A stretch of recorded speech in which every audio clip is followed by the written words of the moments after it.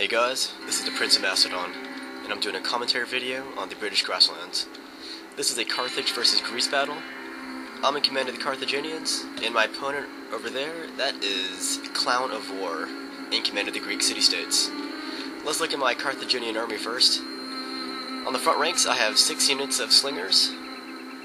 On both wings, I have 1 unit of Iberian infantry, both on each wing, of course. Then I have 3 units of the elite Sacred Band hoplites. And rounding off my army, I have 5 units of the Peony infantry. So, you can see my opponent deployed on top of this hill here, so he has the elevation advantage. Let's go look at the army of Clown of War. On the front ranks, he has 3 units of archers and 1 unit of Cretan archers. Then he has here's 1 squadron of militia cav. Then he has 2 more squadrons of militia cav in the back, so 3 militia cav altogether. Then he has 3 squadrons of Greek cavalry. Well, he went in for a charge against my slingers, and then I brought up my infantry to oust them. Anyways, let's look at the rest of my opponent's army.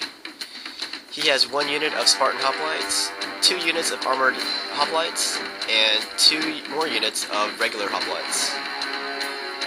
Okay, so I decided to split my army in half. 1 to hold the enemy in place, and the other to outflank him. That's my plan anyways. But as you know, in warfare, everything changes. So you can make plans, but don't plan on sticking with that plan. Alright, I'm getting burned right here, literally, by his archers. I'm gonna move on up here. Here's my general, by the way. I put it with my Sacred Band hoplites. So I'm gonna run forward here, and he makes the mistake of letting his militia cav charge into my spears. So that's gonna be the last we see of those militia cav, I believe. Unless they come back from routing.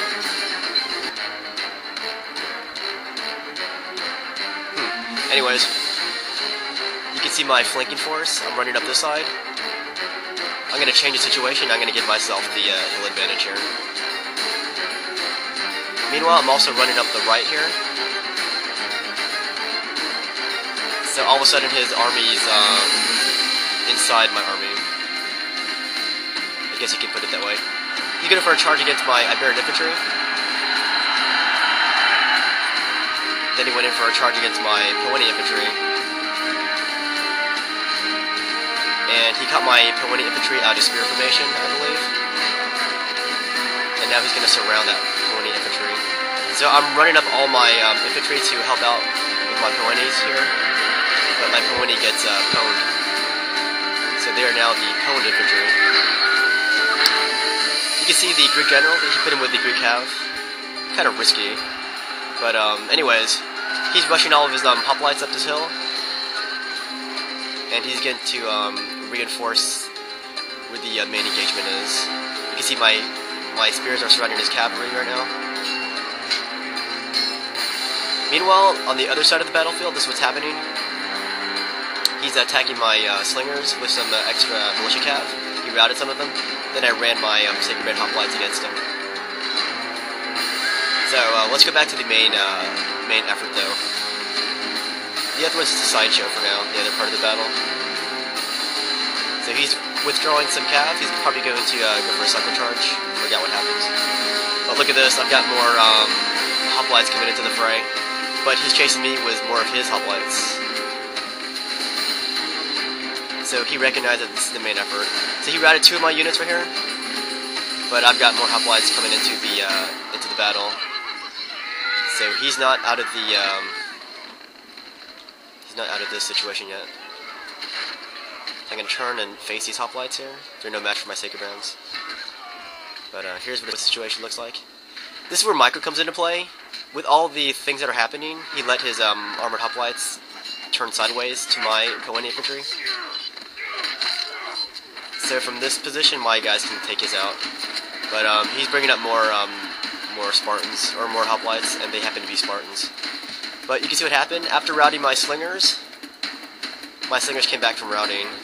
That's when my Sacred Band ousted his Greek and militia cav. so my slingers were able to come back into the fight. Now I'm bringing up more troops to the main fray. These are Iberian infantry now. These guys can run pretty fast, so I'm going to attack these armored hoplites while they're out of position here. If I can just break one of these units, then I can gang up on the rest of his units. So I picked this as my new main effort here. So we'll see which unit routes first here. See all kinds of ruckus happening.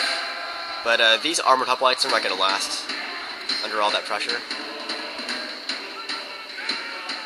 Alright, it's actually the units in the center that break first. Those are regular hoplites. They couldn't fight against my Poeni infantry here.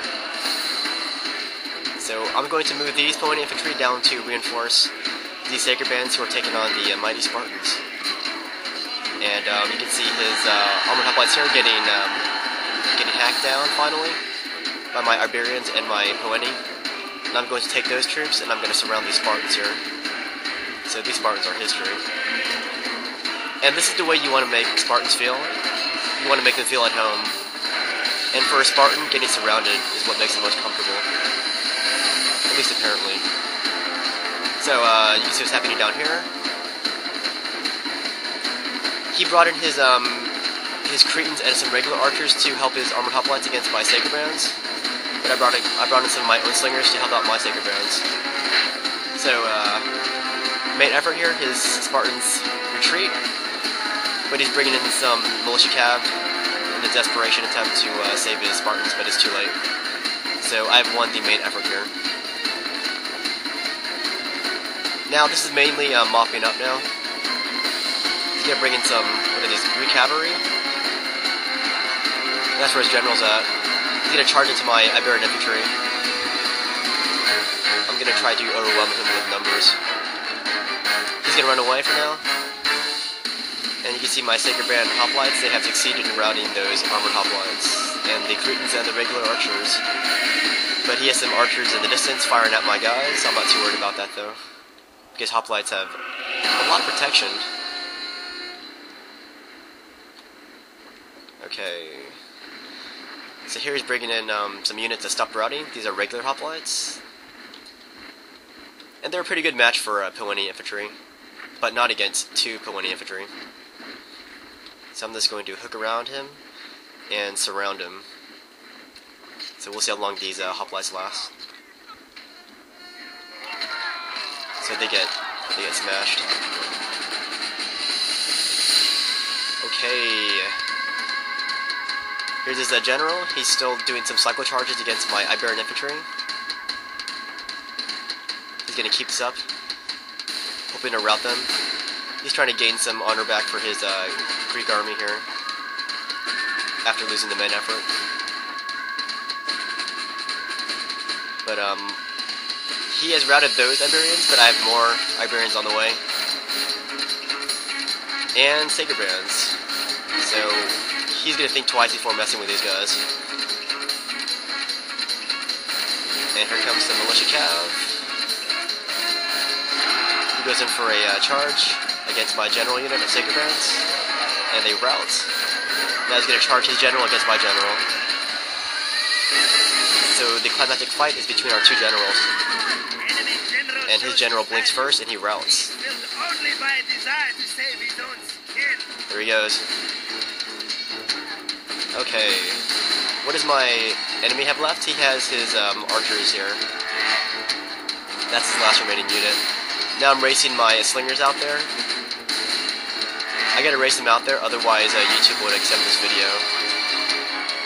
So let's get our slings ready. Here we go. And his guys rout.